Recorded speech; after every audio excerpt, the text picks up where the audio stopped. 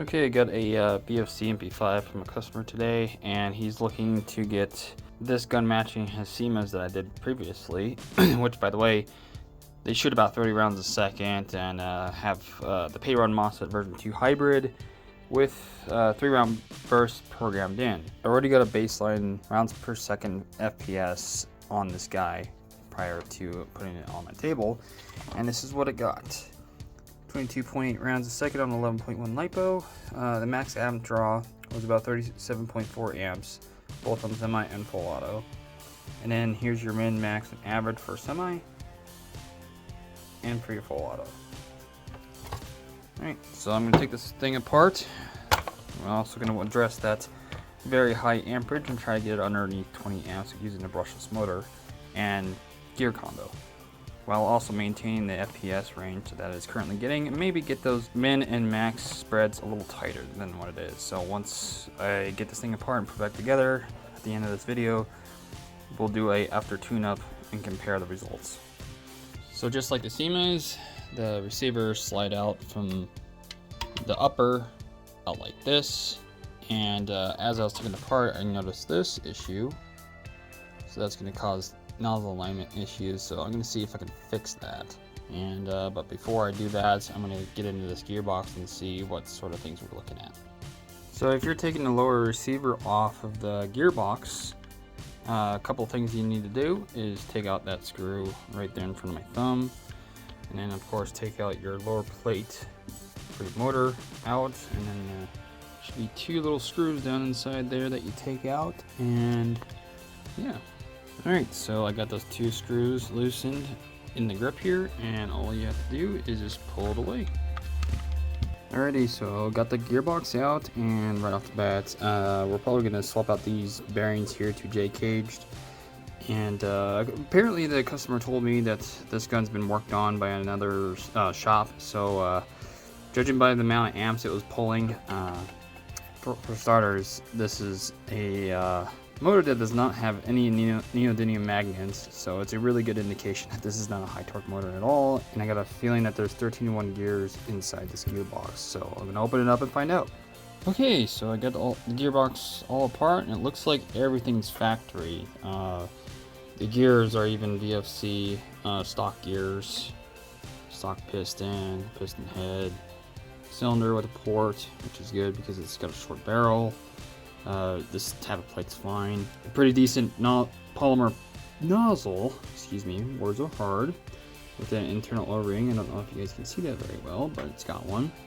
Polymer piston with a single O-ring, very little padding on there. Non-linear spring, and of course the ball bearing spring guide for the quick change. And then the trigger system has a MOSFET in it. Oh, and of course your W cage bearings, which I prefer J cage because they're much stronger. Non-radius gearbox, so you gotta watch out for that. It has a potential of cracking the gearbox depending on what upgrades you decide to go on with your VFC MP5, but we'll go over the upgrades on this. Alright, so these are the upgrades that we're going to go with this VFC MP5, starting with the version 2 hybrid, an option 1 high torque brushless motor, a ZCI brand new stainless steel ribbed cylinder. And then we got from Begadi a AOE correction servo pad, a Slong cylinder head. We're going to reuse the stock nozzle because I don't see the reason to replace it since it's in pretty good shape. We're going to use the stock tappet plate unless we have issues. Then we're using Rocket 18-to-1 gears, a Begadi piston, which is very similar to the Retro Arms pistons with the weight reduction holes inside of it, and it's already ready to go for AOE correction. And the SHS piston head, these are very strong and they hold great seal. Then we got J-cage bearings from NSK. Then we're going to use the stock spring guide because we don't need to replace it. It's already a ball bearing spring guide, so there's no reason to replace it. And then we're going to try to use the stock spring. And because of the 18-to-1 gear ratio with this motor, from experience, I'm going to have to short stroke the sector gear by 2 teeth to prevent premature engagement because we're looking at roughly 30 to 35 rounds a second with an 11.1 lipo. And then we have a unicorn barrel. As you can see, it's actually brass, and the reason why it looks brass at the end is because I actually shortened it specifically for this MP5. And then for bucking, we're going to use a super Macaron, and the tensioner is going to be the Omega tensioner from Maple Leaf. And then we're also installing a flat face trigger in this guy. So yeah, we're going to put all these parts in the VFC and see how it turns out. Oh, and one more thing. If you want any of these parts from this build, you can get them from the links to the description down below from my website, wyshtech.com. Alright, so I'm getting the gears prepped. I've already went ahead and short stroked the sector gear by 2 teeth on the pickup side. So, and I also added this sector delay chip that's made out of metal. It looks like I still got to deburr it a little bit more.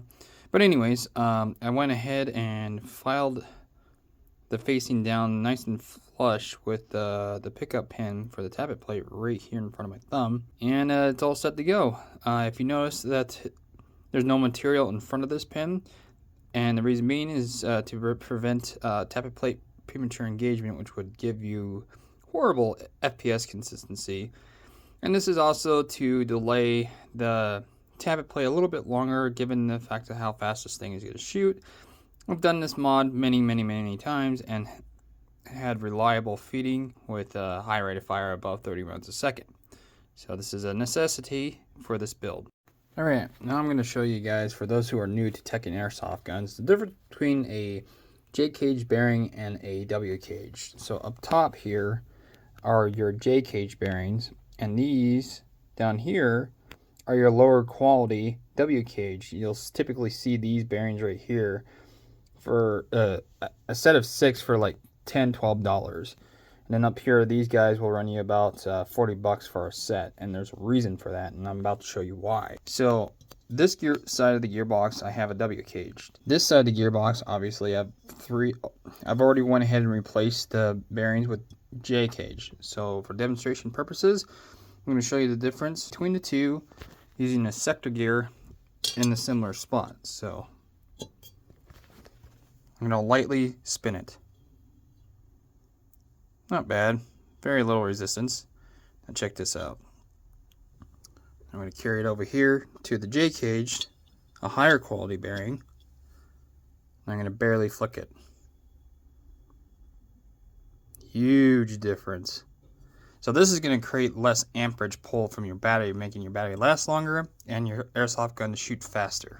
Okay, so I went ahead and radiused the gearbox on both sides of the shell to get rid of those corners, which cause stress on the gearbox from all the cycling and whatnot. So that's taken care of, and I'm almost done shimming the gears. I've already got them on the gears, so now I just need to do the bevel the pinion and shim the gears to each other, and then go from there. So real quick, guys, there's something I want to show you. When it comes to the process of shimming your gearbox, one more thing that you need to look out for is if your tappet plate is rubbing on your sector gear. This will cause feeding and FPS issues. This should not happen. The best thing to do is to try and shim your sector gear away from the tappet plate. If you cannot do that, then you can take and sand the side of the arm of the tappet plate on the side that which the sector gear is touching.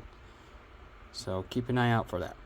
Okay, so I opted for sanding down the side of the tappet plate that faces towards the sector gear, and this is what it should be like.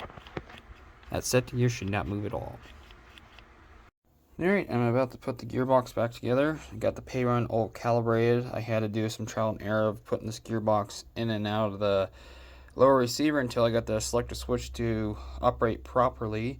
And I also had to change out the safety latch right here. I had to trim a little bit of plastic off so that when you put this thing on safe, it'll actually block the trigger and not get stuck. And, oh, what else did I do? I greased the gears, shimming's completed. Re-greased the rails, cleaned up the gearbox a little bit more. Area of engagement correction has been made and is now sitting nice and clean. So the pickup tooth of the sector gear will come up and around at the 12 o'clock position and fit nicely against the pickup tooth of the piston.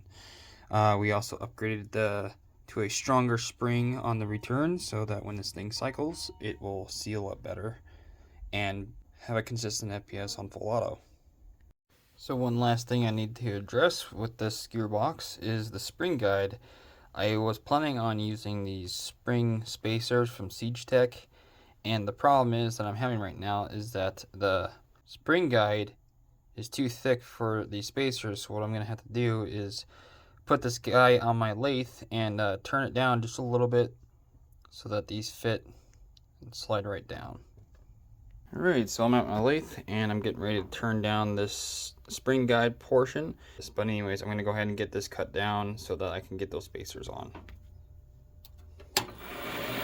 Okie dokie, got it all trimmed down, and now I can put the spacers on. Ta-da! So this is going to make up for the short stroking of the sector gear. So hopefully we don't lose too much FPS from doing so. So a couple things that I would like to share with those who are new to airsoft teching. When you put a nonlinear spring back in your gearbox, you want to make sure your bunched end, if you look at the front here, it's not as bunched up versus the rear. It goes in this way. The more open up coils go in first, and then the bunched up side goes on your spring guide. And the reason for this is to apply less stress on the motor when the spring is getting pulled back. It's more of like a progressive tension sort of thing, if that makes sense. So when you get your gearbox all back together, there's a couple of important checks you want to do. First, you want to make sure your trigger moves back and forth smoothly. You want to go up front here and make sure your nozzle is not catching on anything and that your spring is still attached. You would be surprised at how many times doing this check I found, oh, I forgot to put my tappet plate spring back in, and so on and so forth. And I ended up taking apart the gearbox. Saves you time. But anyways, so move on to the next part. You're going to also want to check how smooth your gears rotate. And what I typically do is I'll grab a little pick, reach to the window here, and I'll give them a little spin and see if it's getting if there's too much tension on there, which would indicate that I didn't shim it right or whatever. So it's always good to check that. It shouldn't be binding out whatsoever. Alright, got it most of the way together to the point where I can test it. I always go to this point and not continue, just in case I hear something that isn't set right or whatever, and I don't have to take the whole gun apart all over again. So right now what I'm going to do is I'm going to test to make sure semi and full auto work when it's supposed to when you put the selector on said mode. So anyways, so let's check semi, see how it sounds. Not bad. And we'll try full auto. Woo, man. That sounds like 30 rounds a second to me, but we'll find out later in the video. And see if it works.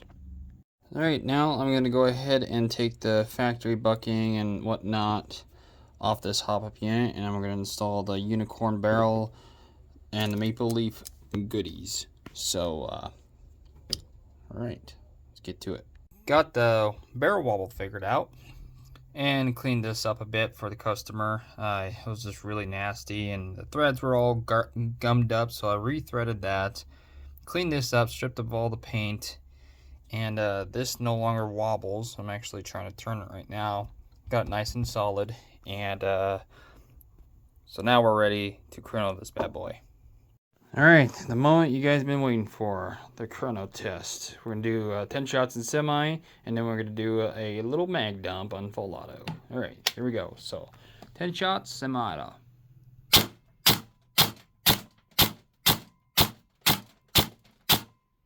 Ooh, not bad.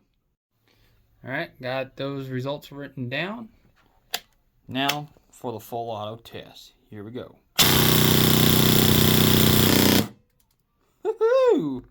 About 31 rounds a second there, boys. I'm gonna get right down these numbers. I'm pretty sure the customer's gonna be happy with the results. Oh yeah. Alright, so what a great turnout that ended up being. So here's the MP5 all back together, foregrip and all. The barrel does come out just a little bit on the front, but that's fine because most tracer units and suppressors, the lights for, like, for example, on tracer units don't start till about like right here anyway. So if the customer chooses to use a tracer unit on this thing, it'll work just fine, no problem at all. Barrel is nice and tight, it doesn't wobble anymore. And to recap on the numbers, so let's just look at the average. So average on the before tune-up went from 390 to 397 despite of short stroking. And by the way, guys, I did take out those I ended up having to take out those spacers on the spring guide, because with them in, those two little spacers that you saw on them put this gun at 420 FPS. So with them out, it dropped it back down to 397. So that means previously this gun was getting not so much of a good compression. And from full auto, we went from 392 to 403. And then from with 11.1, 22.8 rounds a second to 30.9, damn near 31 rounds per second.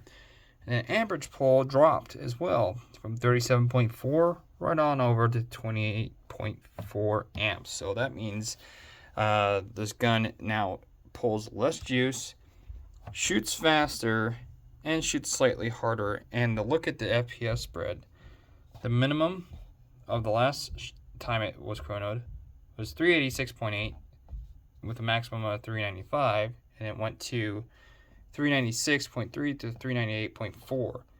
Huge difference in the FPS spread. Like literally right about 2 FPS difference, which is amazing for an SMG. So that being said, guys, thanks for watching the video. Hit that like and subscribe button if you enjoyed this video. It really means a lot and helps me out to grow as a YouTuber and to provide more content to you guys. Take it easy and have yourself a good one. Stay safe, guys.